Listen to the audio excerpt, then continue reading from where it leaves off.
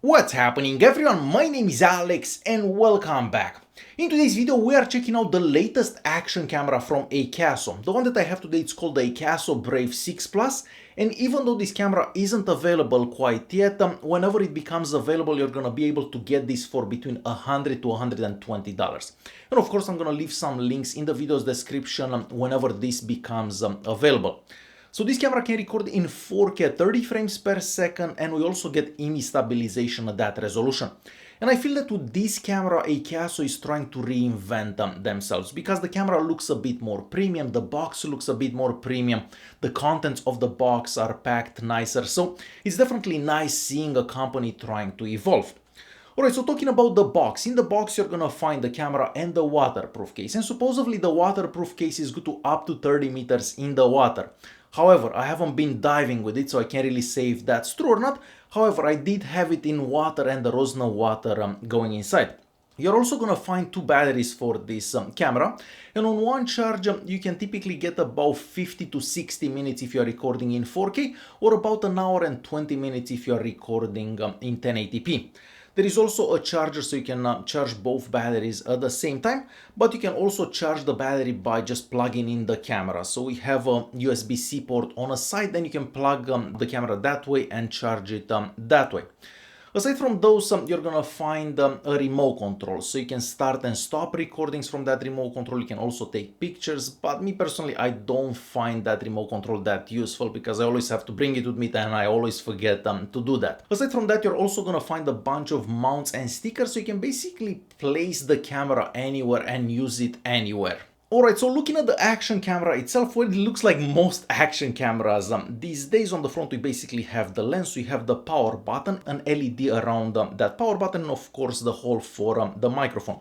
At the top we have the recording button and a couple of other buttons. With those buttons you can basically zoom in up to 8 times, and you can also turn on and off the Wi-Fi. So the camera supports a Wi-Fi connection and you can control it with your smartphone, but we'll talk about that a bit later. On the left hand side we have a little plastic door, and if you open that you can access the battery and the SD card. So this camera can take SD cards up to 64 gigs. That's the maximum capacity for the SD card. And I've been using this particular SD card and it works fine for me. So if you don't know what SD card to get, this is definitely a good one that you should try. On the other side of the camera we have the holes for the speaker and another little plastic door that covers the USB-C port and also the HDMI port. Now this camera supports an external microphone as well, so you're gonna have to buy the microphone from Akaso directly. I'm not sure if other microphones would work with it, and I haven't got to try it because the microphone is not ready yet. And talking about microphones, why don't we check out some sample recordings so you can see how the internal microphone on this camera actually works. So let's check those recordings and I'll be right back. This is our first audio test, the Akaso Brave 6 Plus. I'm currently recording in 4K 30 frames per second, and as you can probably see for yourself, I am riding the bicycle, so it's also a bit windy, and of course we have some dogs barking around here. So this is how an audio recording from the Akaso Brave 6 Plus would sound like under these conditions. Alright, this is our second audio test to the Akaso Brave 6 Plus. For this recording I'm doing once again 4K 30 frames per second, but I am inside the car and the windows are closed. So the only thing that you should hear is my voice, no other noise aside from my voice. So yeah, this is how a microphone recording from the Akaso Brave 6 Plus would sound like under these conditions. And as you've heard for yourself, the recordings from the internal microphone sound quite decent and definitely better than the Akaso V50X. The internal microphone on that one wasn't that great. Alright, moving back to the camera quickly, on the back we have a touch screen. So to control the camera you just touch the screen, you don't have to actually press any buttons. And the screen gets bright enough to be used outdoors. I mean, definitely seen brighter, but I think good enough for the price of the camera.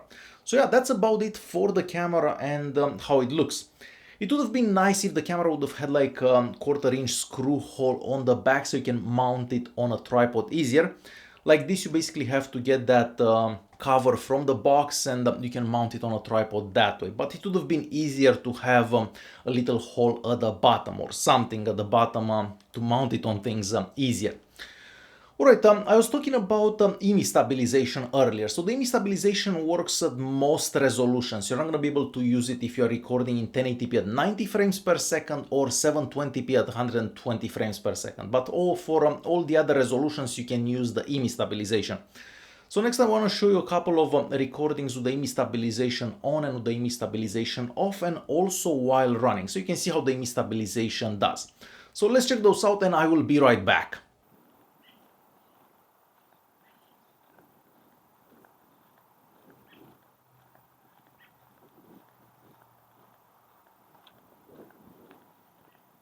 We are moving on to another quick video test in 4K at 30 frames per second with the Akaso Brave 6 Plus. So at 4K at 30 frames per second we also get image stabilization, and that's what I wanted to show you, how the footage would look if you are riding the bike, because a lot of people use these cameras while riding bikes. So under these conditions, so basically talking behind the camera with the image stabilization on and recording in 4K at 30 frames per second, this is how the footage would look like. For our next test, we're gonna check out and see how well the image stabilization does while running. So I'm currently recording in 4K at 30 frames per second, and of course I have the image stabilization enabled. So let's see how the image stabilization does while running.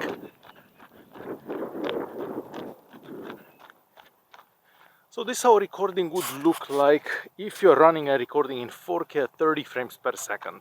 And as you've seen for yourself, the image stabilization does quite good, mostly if you are walking or riding a bicycle. Whenever you are running, well, it doesn't do that amazing, but definitely good enough for a camera around $100 to $120.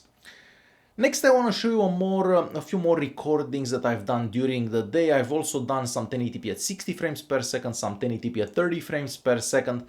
I did notice that the 1080p at 60 frames per second don't look that great. But if you're recording in 4K at 30 frames per second or 1080p at 30 frames per second, the recordings do look quite good. The colors are nice and natural looking, I would say. There are also some filters available, and I have a little example in there. So if you use the normal filter, you basically get more natural looking colors, but then you have a more colorful filter, and then the colors look a bit more vibrant. So enough talking, let me show you those recordings that I've done during the day so you can see how the recordings look, and I will be right back. Hi Lexi, what you doing? How's your bike ride? Let's see who goes faster. Hey, you're going faster than me. Hey! Hey, slow down! For our next recording, I am doing 4K at 30 frames per second, and as you can probably see for yourself, I am inside the car and all the windows are closed. This camera also has a driving mode, and by having a driving mode, the camera basically turns on and off every time you turn on and off the car. So that's why it becomes a dash camera. Just in case you need to turn the camera upside down, we also have an upside down mode. So let's say that you need to hang the camera onto something, you can turn on that upside down mode, and then you can use the camera normally.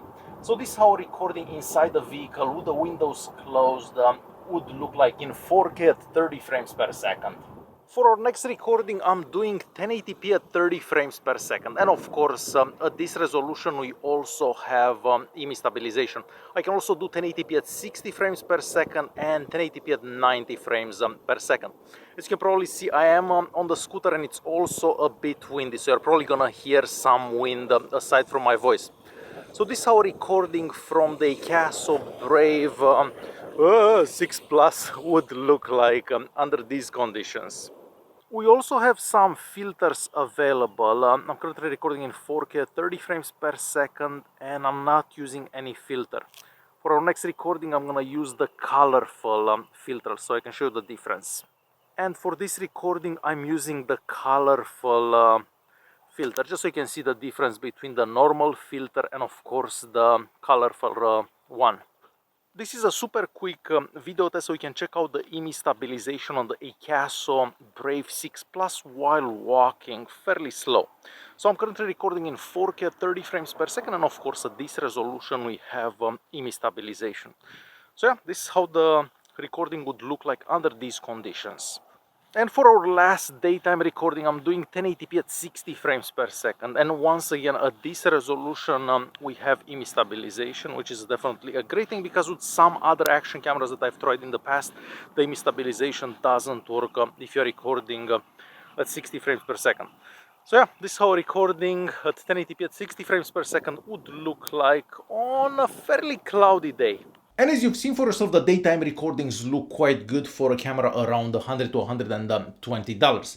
As I mentioned, in those recordings there is a driving mode available, so you can use this as a dash camera. We also have an upside down mode, so you can use this upside down basically. And the camera can also do time lapses at the press of a button. And this is a quick example of a time lapse that I've done in front of the house. Too bad there was nothing moving that day. So yeah, for daytime recordings, I feel that the Akaso Brave 6 Plus does pretty good for the price.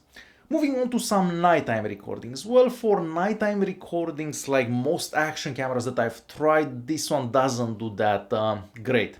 So I have a couple of recordings that I want you to see for nighttime, and I guess I'll be right back after those.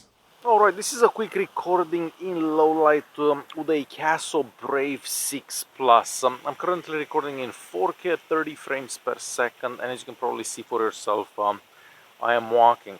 Now, looking at the screen on this camera, I can't exactly see that much, but this is quite normal for most action cameras. I don't think I've actually tried one action camera that does good in low light, so somewhat to be expected. So I'm gonna stop here for a bit, we'll pan left. You're probably hearing some water behind me. There is like a waterfalls or something, and yeah, I can't really see anything that way. So this is how recording in low light in 4K 30 frames per second would look like on the Akaso Brave 6 Plus. So as you've seen for yourself, this camera isn't gonna be ideal for nighttime recordings. There is quite a bit of noise in those recordings, and the recordings do look quite dark. The same kind of goes for nighttime pictures. If you're gonna take any pictures at night with it, well, the pictures don't look that great. However, if you do take pictures during the day, I feel the daytime pictures look quite good for an action camera. Alright, I mentioned earlier that this camera has Wi-Fi connectivity, and that means that you can control this from your smartphone or tablet. So you basically have to install an app on your smartphone or tablet, and then you connect to the camera's Wi-Fi, and this way you can start and stop recordings, you can change settings, you can see whatever recordings you have on the camera, and you can also download those recordings onto your smartphone. So very easy to use. But the Wi-Fi connectivity is only good up to 7 to 10 meters away from the camera. After that, it tends to disconnect quite often. As I mentioned earlier, using the camera is fairly simple because we have a touchscreen. So we have a video mode and a photo mode, and you can switch in between each other by swiping your finger on left or right on the screen. So of course the video mode has its own settings mode. From there you can select the resolution, you can turn on the EMI stabilization, you can choose field of view basically, you can turn on or off the distortion calibration, you can turn on and off the audio, and so on. As for the main camera settings, there you can basically turn on the upside down mode, the one that I mentioned earlier. You can switch in between filters. So as I showed you earlier, you have different filters, so you can have different colors whenever you're filming something. You have the voice control, but I have to say that the voice control doesn't work that good. So you can say things like Akaso, take a photo, or Akaso, start video. But in my experience, the voice control doesn't work that great. You can also turn on or off the light, so the LED on the front of the camera. You can have like the date stamp if you want to see the time and the date on your recordings, and so on. And of course you can select different languages if you don't speak English, or you live somewhere else and you don't understand English. So very simple to use this camera using the touchscreen on the back. So should you buy the Akaso Brave 6 Plus? Well, for the price, I feel that it offers pretty good video quality during the day. I like the image stabilization, but I'm not sure if the image stabilization is as good as we get from the Akaso V50X. But I'm definitely gonna do like a comparison video between this one and the other one. But if you're looking for a new camera, you should definitely consider the Brave 6 Plus because it does work quite good. Alright guys, if you do have any questions, feel free to leave a comment down below and I'll try to answer all your questions. If not, thanks for watching. Don't forget to press that like button. Don't forget to subscribe and I will see you in the next one. Thanks for watching.